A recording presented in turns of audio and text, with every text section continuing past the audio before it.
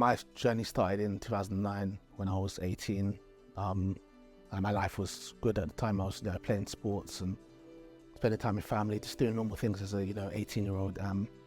Then I started to just get some joint pains all of a sudden, and at first I thought nothing of it. I thought maybe I was just, I played a lot of football, so I thought maybe I was just growing pains or things like that. But as the time went on, weeks went on, the pain started to get really severe. So my mum took me to my GP. I explained my symptoms and he said he's 90% sure that I've got lupus. I had no idea what lupus was at the time. I was thinking, why would you? Yeah, I thought, what's lupus? Obviously it could affect other areas, but for me it was affecting my kidneys. It was quite stressful. I didn't know how to really process it. I didn't tell any friends, so I kind of kept it secret from my friend. I didn't want to see anyone. I got quite depressed. I literally spent the whole of that 2009 summer in bed. I was working full-time. I was a mental health nurse, so older than you were at the start of my journey. And I just started feeling really tired.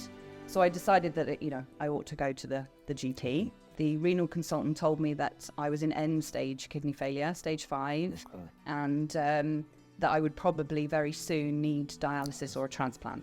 But they also discovered that I had a condition called MGRS myeloma.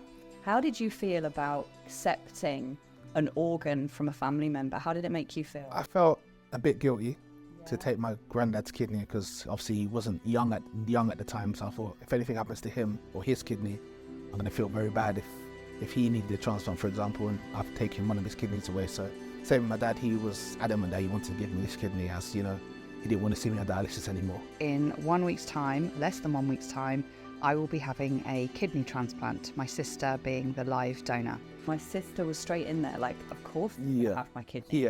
I'm a match, you're having it, that there's no question. And that took me a long time to come around to.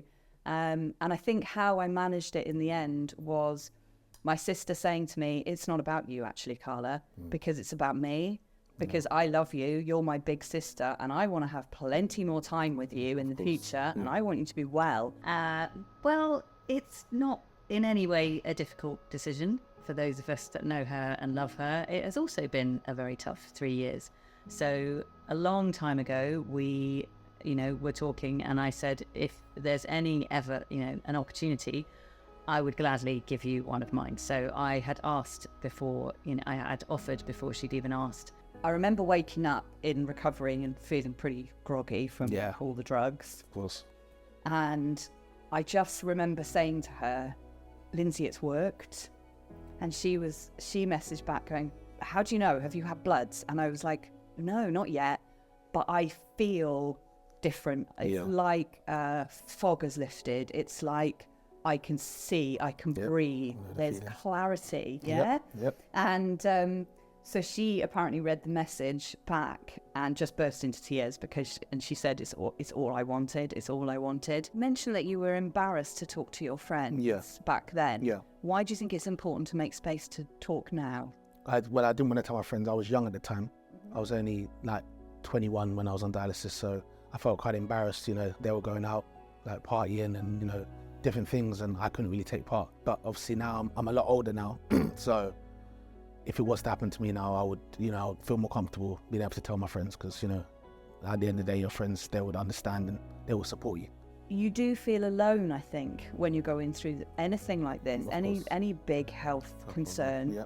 You kind of almost feel like perhaps you're the first person to deal with it, or you're the first person to feel like this. I've just felt like relieved. Like I'm thinking, hopefully after this, I can get back to leading some sort of normal life. And I was obviously very happy that my granddad was fine. He had come through, and my dad, the second one as well.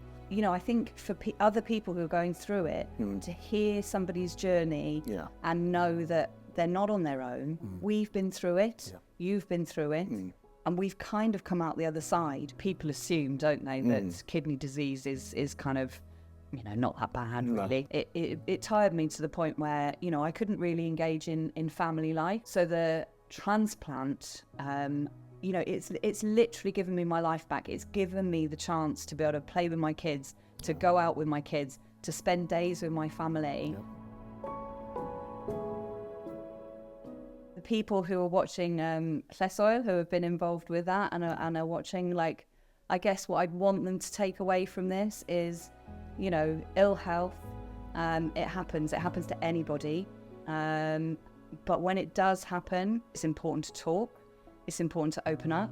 I'm so glad we made this space to use today, you know, giving awareness to other people, you know, letting them know that no matter what kind of illness or health issues you have, you can still pull through. Obviously, we both got different stories, but we both been through a lot and we've come out the other side, so yeah.